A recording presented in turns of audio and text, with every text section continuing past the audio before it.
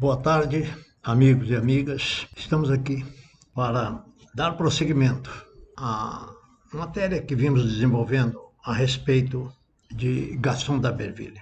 Bom, nós vimos que Gaston, injustamente, absolutamente, sem nenhuma culpa, foi condenado ao degredo aqui na Guiana Francesa, há 200 anos atrás.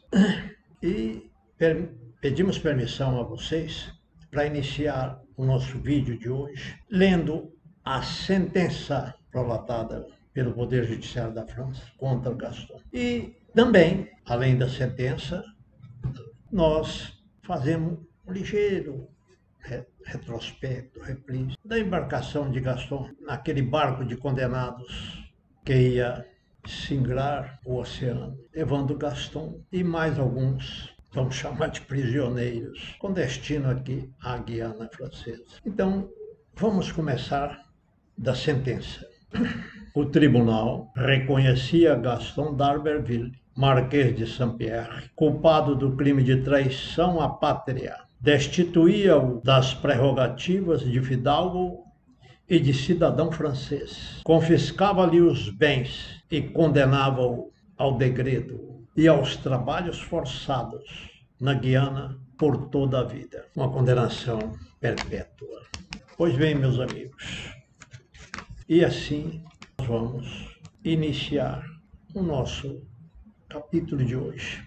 A hora do embarque nos navios de condenados do Porto de Havre, lá na Normandia, aonde Gaston nasceu e foi criado.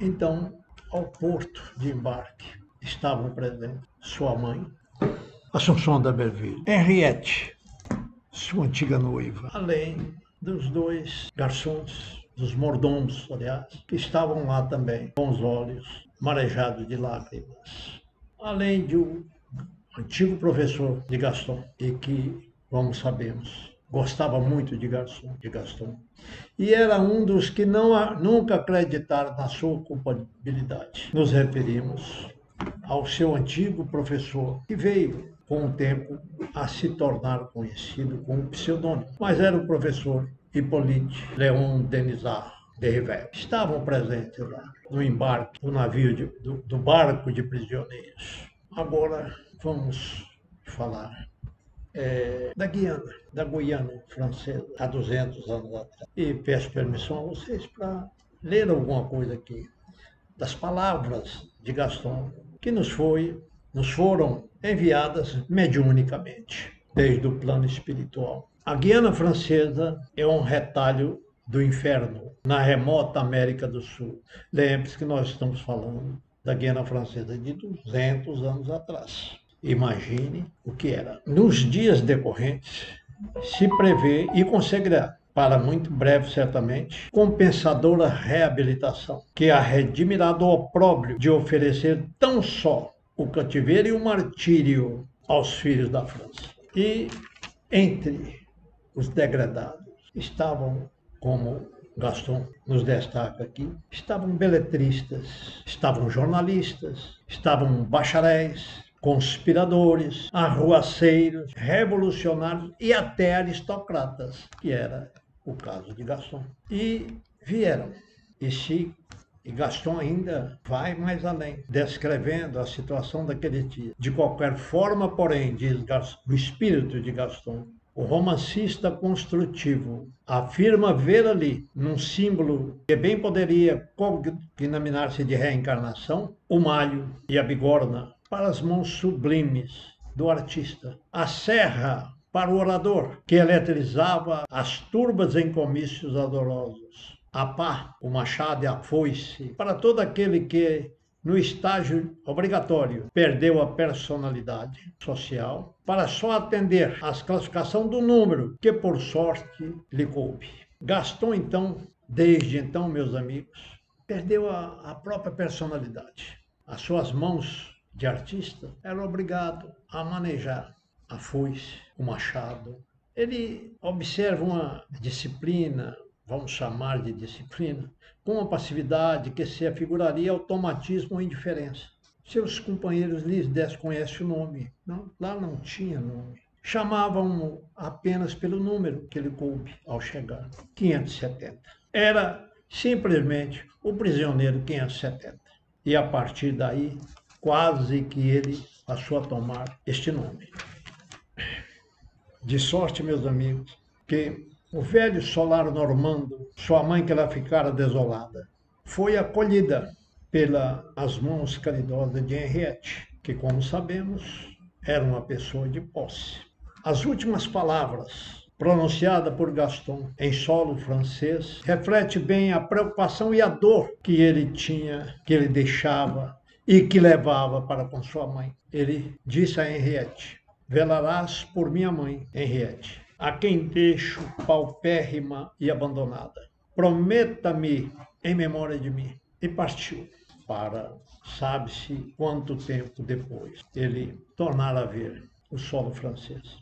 Ao chegar a Guiana, ele foi recebido na prisão por alguém que se tornou muito seu amigo, o padre de Robin. De Robin era um cientista, conhecia muito de filosofia, de ciência, e foi um companheiro, digamos assim, de Gaston, porque viu em Gaston isso que nós já dizemos, a sensibilidade do artista, e ele também, como artista que era, ele se aproximou de Gaston. O tempo foi passando. Um dia, de Robin chegou até Gaston, que se encontrava assentado na relva, olhando a imensidão do oceano aberto à sua frente. Quero esclarecer, antes de continuar, que as tardes de domingo eram oferecidas aos detentos para o seu descanso, a sua meditação e, fora daí, logicamente, os trabalhos forçados. Gaston, então, tinha recebido, ao chegar do padre de Robin, de presente 2 livros. Eram o Evangelho de Jesus Cristo, o segundo livro, a Ascensão do Evangelho, deste mesmo Evangelho.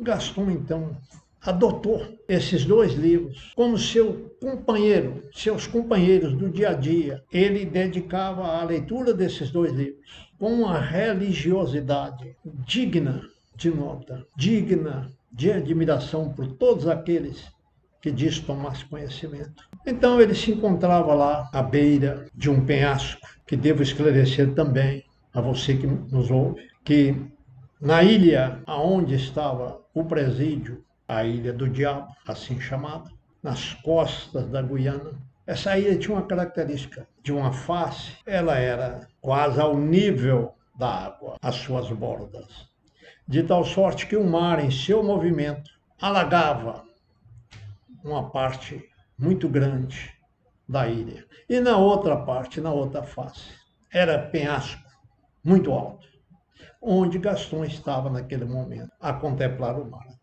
sentado sobre a relva. Então, lendo os livros que nós mencionamos. Então, de Robin se aproximou furtivamente, pé sobre pé, e delicadamente tocou em seu ombro e pronunciou essa frase: dá-me licença, senhor Marquês de Saint-Pierre. Ele se virou e deparou-se com seu mestre, o padre Robin. E padre Robin continuou: soubestes, porventura, que ontem aportou em Cayenne um veleiro proveniente da França? Ao que ele respondeu: sim, soube-o. O padre Robin, então, continuou: o imediato do navio trouxe-me nas próprias mãos esta correspondência a ele confiada por um amigo vosso, por um vosso amigo, professor em Paris, o senhor Denisard Rivel. Aqui tendes o volume, que para vós recebido das mãos do próprio imediato. E entregou para ele um volume. Ele pegou, tomou o volume fechado, lacrado, e desgostoso falou com de Robin: eu esperava cartas do continente. Há cerca de 2 anos eu não tenho notícias, qualquer notícia.